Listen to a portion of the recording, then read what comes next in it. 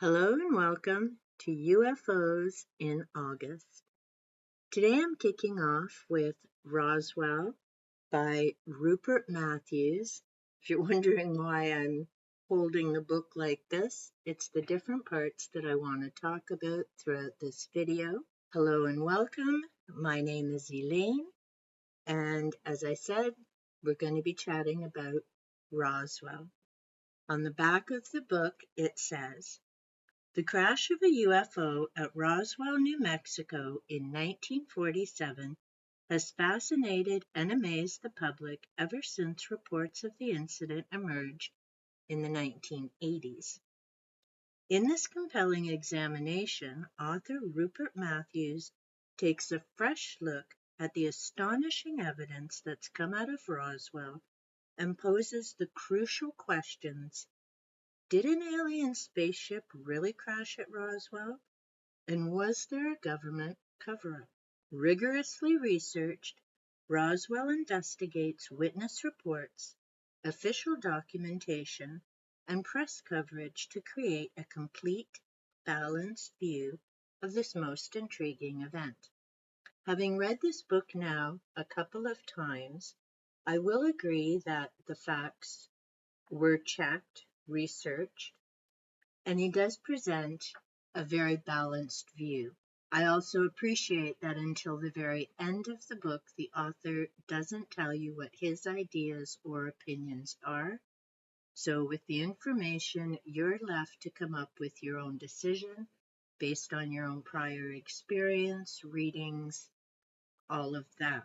Roswell by Rupert Matthews was published in 2009. And I'll be making note of each of the dates of publication with the books that I talk about this month, because some of it will definitely point to how some authors cherry pick what they want to include in their information or presentation, because some of the books that were published prior to, with facts and information, oddly enough, don't get mentioned in books later on, because it doesn't present their narrative or what they're trying to get you to believe. So a publication date is very important to keep in mind, whatever subject you're looking into. On page 6 of the introduction, the book begins. The Roswell incident is without doubt the most famous UFO incident in the world. It is also the most controversial. Even among those who believe that alien spacecraft are visiting Earth, opinions are divided over what happened at Roswell. Why I recommend reading this particular book is that, unlike many of the other books that delve into whether it's Roswell specifically or UFOs in general, this author really took the time to lay out what was going on in the world in 1947. World War II had just ended. Roswell is near where the nuclear testing was being done, where aircraft were being developed, and obviously they didn't want the general public to know. You had the Cold War that was beginning, so a lot of suspicion about were some people spies from different countries. It was a very different world back then. And when you read this type of material, you need to keep that in mind. There was no internet or texting or any of that type of stuff. Information flowed differently, and feelings towards other countries and all of that were also very different. People who have looked into the UFO phenomena are aware that Kenneth Arnold, just days before this issue at Roswell, had seen 9 objects while he was out looking for a downed aircraft. So there are a lot of big things happening in a very short period of time. That also impacted what people were thinking and the descriptions of what was going on. Because unlike now, this was all very new. And so flying saucers, UFOs, whatever you call them, were not a big thing on people's minds. In fact, a lot of people were more concerned with getting food on their table, what was happening in terms of the Cold War, and was there going to be another war coming just around the corner. All of that is very relevant to the different things that were happening at the time. Another thing to keep in mind, the individual whose name comes up the most with this, Mac Brazel, was taking care of a ranch. That's where he worked. He'd seen the object come down, but it wasn't a big priority for him. It was days later that he actually went to look and see what had crashed. He had other priorities. Obviously, he didn't think whatever came down was important enough to go out and immediately check into it.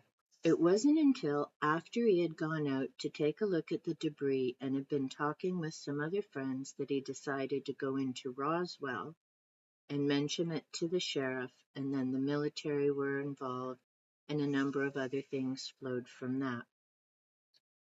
The author covers all the people that were involved, the different news reports.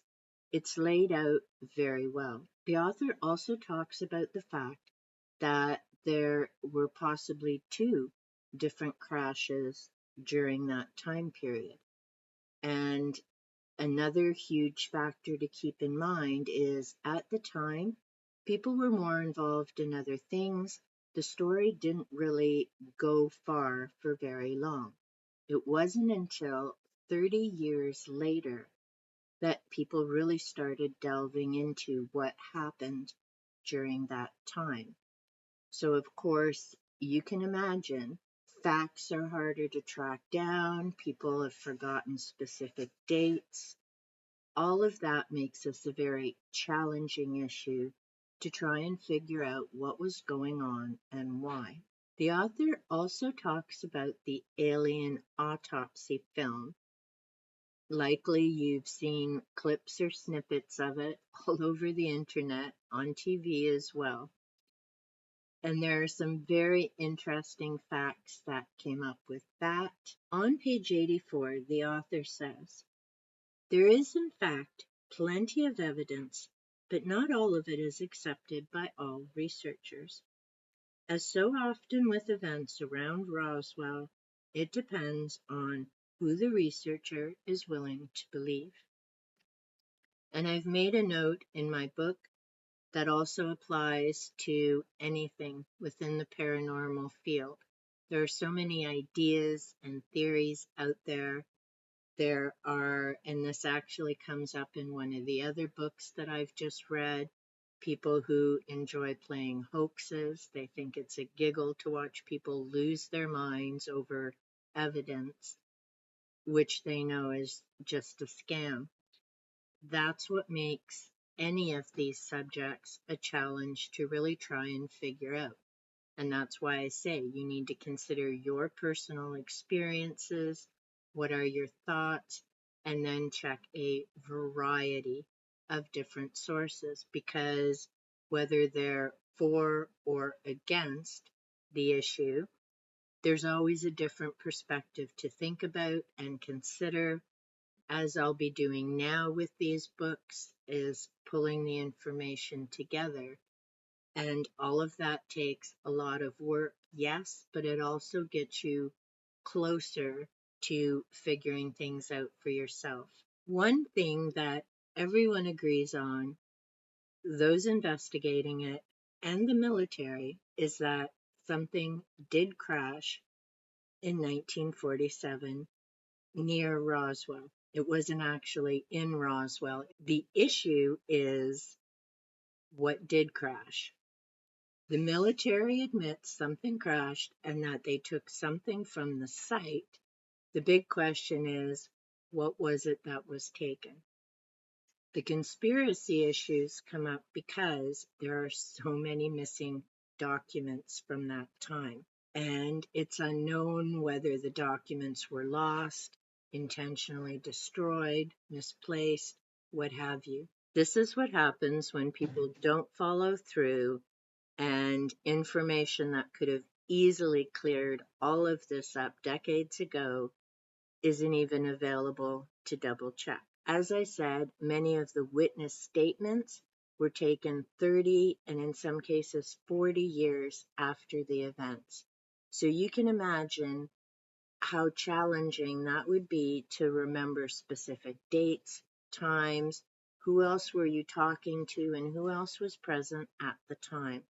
This is part of why trying to figure things out with Roswell is such a big challenge. As I just read in one of the other books, the last living witness to that event passed away a few years ago, which means Roswell has now become a part of history. There's no one else alive who actually saw that event who could provide any clarification. So now we're left to the plethora of books, movies, speculation, no doubt, tons of things around social media and elsewhere to try and make sense of what actually occurred on that day, or 2 days if, as this author says, there were two crashes, not one. Something else that came up from that event was this mysterious, majestic 12. In December 1984, filmmaker Jamie Shandera received an envelope with an undeveloped roll of film in the mail. Yes, back in the snail mail days. The key claims of the Majestic 12 documents were that UFOs were definitely alien spacecraft and that several saucers had been either shot down by the USAAF or retrieved after they had crashed. Later, USAAF became known as USAF. That transition from USAAF to USAF is part of the explanation for why documents were lost or misplaced. As the agencies were changing, different staff were changing, and I guess sadly, if that's true, who knows what else was lost during that transition. The premise of this Majestic 12 is that they are a group of elite individuals who make the decisions regarding what's going to be shared with the general public, what isn't, and so many other decisions. John B. Alexander has also been accused of being a part of that group, as I just read in his book. So some of the names change based on who's talking about the Majestic 12. It's one of those you need to look deeper to try and figure out, and it depends on the research and who you choose to believe. Something I found of interest that the author mentions is that both Demi Moore, an actress people may know, and John Denver, a musician who I enjoyed listening to, were both from Roswell. There you go. Roswell has more than one reason to be well known. Understandably, Roswell has embraced the UFO crash theory. It's helped to supplement some of the income loss they suffered after the airbase closed down. There's a UFO museum. They have an annual festival. There are, of course, numerous books and events throughout the town. If you're interested in learning about Roswell and reading a book that provides the evidence, a balanced viewpoint, then Rupert Matthews' Roswell, Uncovering the Secrets of Area 51 and the Fatal UFO Crash is definitely a great read. The book also contains amazing photos. This one certainly caught my attention, as quite often now people seem to report more on seeing triangular shapes versus the saucer shapes when UFOs became a thing. Another thing that I very much enjoyed with this book is that not only does he include in the back the names of the witnesses and people that were involved, that's Appendix A. Appendix B is the timeline of events, and that often comes up as part of the issue with this case as well, as there's different opinions 30 years later hard to remember what date or time it was. And of course, at the back, there's an index, which makes it so much easier to go back and find different things that you're looking for. Let me know in the comments down below. Do you have your own theories about Roswell? If you found this video to be of interest or benefit, be sure to give the like button a little tickle, as both likes, comments, and also shares help me to get out to other like-minded individuals and helps our little community grow. If you haven't already subscribed and you enjoy content of a bookish nature, nature videos, or my silly cats, be sure to hit that subscribe button and turn on the notification bell so you know when I upload content that may be of interest to you. And until next time, be sure to keep your eye on the sky and take good care.